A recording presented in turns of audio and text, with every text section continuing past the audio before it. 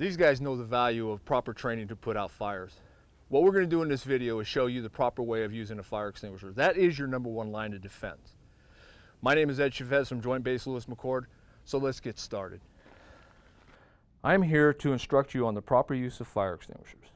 Extinguishers are a great tool to help you in the event of an emergency, but like any piece of equipment, if used improperly, they can do more harm than good.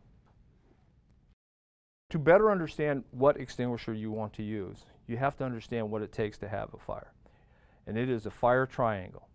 A fire triangle is a simple model used to understand the ingredients necessary for most fires.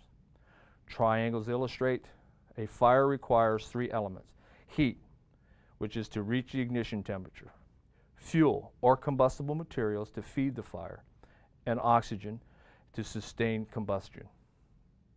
Together they produce the chemical reaction that is fire.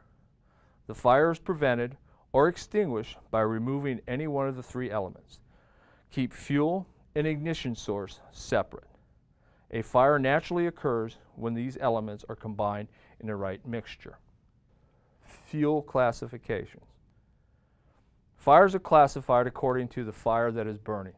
Basically, what type of material is on fire, such as paper, grease, electrical equipment, etc.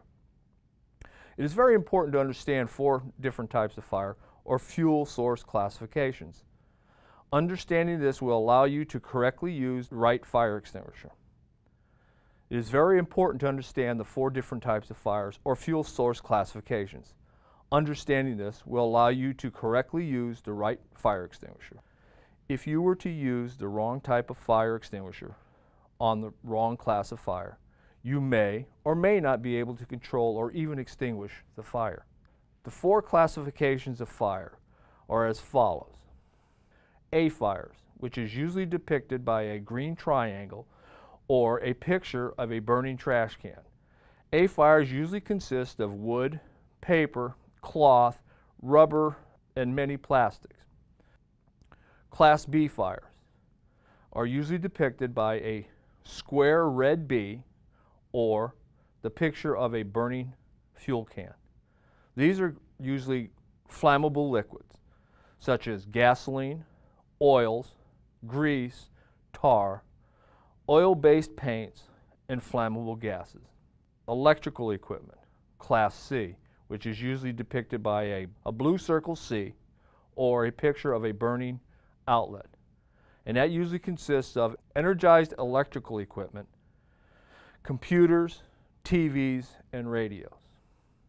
Cooking medium, or Class K, is a square blue K, or the picture of a burning fry pan. That usually consists of vegetable oils, animal oil, fats, and cooking equipment. Fuel classifications. Most fire extinguishers have a picture label telling you which type of fire the extinguisher is designed to fight. For example, a simple water extinguisher might have a label like this: a blue trash can with the international do not use on the Class B and the Class C, which means you should only use for Class A fires. Types of fire extinguishers. Different types of fire extinguishers designed to fight different classes of fires. The 3 most common types of fire extinguishers are water extinguishers, which are generally used for Class A, and dry chemical extinguishers, which are used for Class A, B, and C, and also BC. And of course you have wet chemical, which is Class K, which is only for cooking. Let's discuss the different types of extinguishers. Pressurized water are for Class A fires only. They are a 2.5 gallon water with 150 to 175 psi with up to 1 minute discharge time. It has a pressure gauge to allow for visual capacity check. The maximum effective range is 30 to 40 feet. It extinguishes by cooling burning material below the ignition temperature, taking away the heat element from the fire. Multi-purpose dry chemical. Class A, B, or C fires. These are the type most commonly found on the installation. They range from 2.5 to 20 pound dry chemical. They have a discharge capacity rate of 50 to 200 psi. It has a pressure gauge to allow for visual capacity check. The maximum effective range is 5 to 20 feet. Extinguishes fires by smothering burning material. Wet chemical. These are Class K. Usually 1.5 gallons of stored pressure. Discharge rate is approximately 40 seconds. The maximum effective range is 10 to 12 feet. Extinguishes by cooling and forming a foam blanket to prevent the fire from reigniting. Never insert the wand into the burning liquid. Fire extinguisher anatomy. Starting at the upper left-hand corner, you have the discharge lever. You have the discharge locking pin and seal, which is basically a safety device. You have the discharge hose, the discharge nozzle, and the discharge orifice. Upper right-hand corner is a pressure gauge. You have the carrying handle, the data plate, which will provide you all the information on this fire extinguisher, and of course the body. Let's discuss how to use a fire extinguisher. Remember this easy acronym when using an extinguisher. PASS. That stands for pull the pin, aim the nozzle, squeeze the handle, and sweep side to side at the base of the fire. Pull the pin. This will allow you to discharge a fire extinguisher. The pin prevents the fire extinguisher from being accidentally discharged by squeezing the handle. Aim at the base of the fire. Hit the fuel. If you aim at the flames, the extinguishing agent will fly through without stopping the fire. Remember, aim at the base of the fire. Squeeze the top handle. Squeezing the handle opens the valve that releases the pressurized extinguishing agent from the fire extinguisher. Sweep from side to side until the fire is completely out. Remember, the fire will dictate how fast you should sweep. Start using the fire extinguisher from a safe distance, 6 to 8 feet, then slowly move forward if possible. Once the fire is out, keep an eye in the area in case it reignites. Never turn your back on the fire. Guidelines for fighting fires. Fires can be very dangerous. You should be certain that you will not endanger yourself or others when attempting to put the fire out. For this reason, when a fire is discovered, assist any person in immediate danger to safety. If it can be accomplished without risk to yourself, don't put yourself in danger too. Call 911 or activate the fire alarm. The fire alarm will notify the fire department and other building occupants, but you should always call 911. If the fire is small, and only after having done the two things prior, you may attempt to extinguish the fire.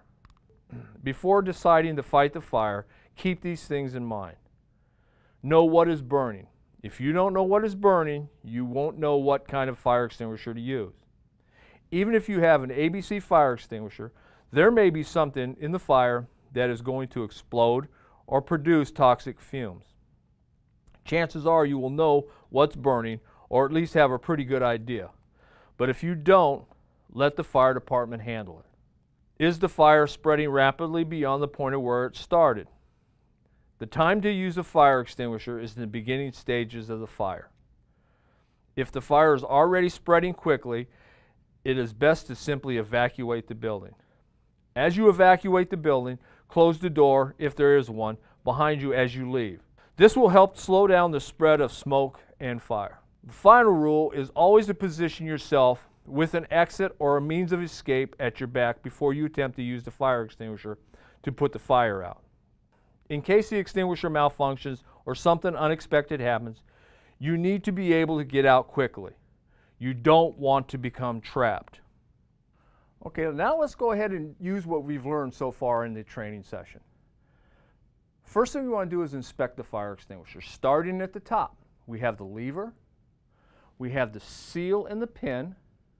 We also have the gauge. We want to ensure the gauge is in the green position. Here on JBLM, we have two types of tags. We have a facility tag and we have a vehicle tag. We also have to make sure that the nozzle is in place. We want to ensure that the fire extinguisher meets our needs. Here you have A, B, C fires. Now that we've learned how to inspect a fire extinguisher, let's go ahead and use one. Positioning yourself approximately 6 to 10 feet away from the fire, we want to remember pass. We want to pull the pin, aim the nozzle at the base of the fire, squeeze the lever, and sweep. Once the fire appears to be extinguished, we want to back away. Never turn your back on the fire. Now that we know the basics of using a fire extinguisher, let's go ahead and move outside to use a real fire extinguisher and real fire. Welcome back outside. Some of you that work in the maintenance field, such as aviation or refuelers, are familiar with this fire extinguisher. This is a 125-pound wheeled unit. What we're going to do here, just like with the other extinguishers, let's start off by inspecting it. Let's go ahead and start at the top of the extinguisher. This is the head assembly. We have the charging handle, we have the pull pin, we also have the hose that's attached to the head assembly, and we have the gauge. Much like the other extinguishers that we've already seen, we want to make sure that the gauge is in the green or is 100% charged. We have the charging handle for the nozzle. We want to make sure that it's operational. And finally, we want to make sure that the tire is fully inflated and spins freely. Before charging the extinguisher, let's pull it off, completely off the reel. And like with the other fire extinguishers, pull the pin. Okay, before entering, you want to charge both the bottle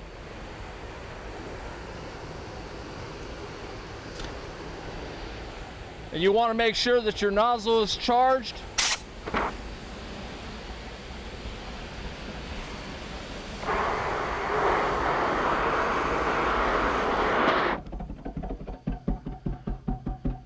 Once the fire is out, back out.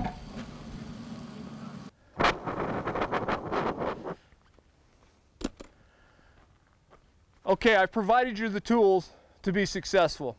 Remember, if any time you don't feel comfortable using a fire extinguisher, do not use it. And you always call 911 in the event of emergency. If you have any further questions, please give us a call at this number.